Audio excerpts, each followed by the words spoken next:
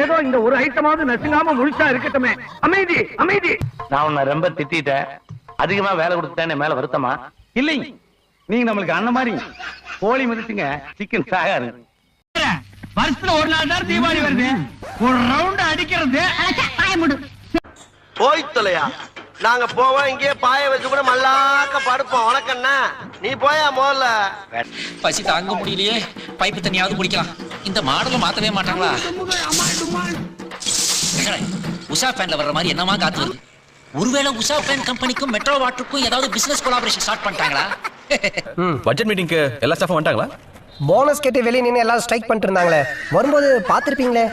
என்ன சொல்றீங்க ஆபீசர்? பின்ன உடுப்பி ஹோட்டல் போண்டா செட்டு மாதிரி இருக்கிறதே 2 பேரு. டீ கடைக்காரனே, டீ கடைக்காரனே, என்னப்பா அவர் வந்து கேட்டாருன்னா கலெக்டர் ஆபீசருக்கு போயிருக்கேன்னு சொல்லு. யார் வந்து கேட்டா? அத யாரும் கேட்க மாட்டாங்கடா, நீயா எவனையாவது கூப்பிட்டு சொல்லு.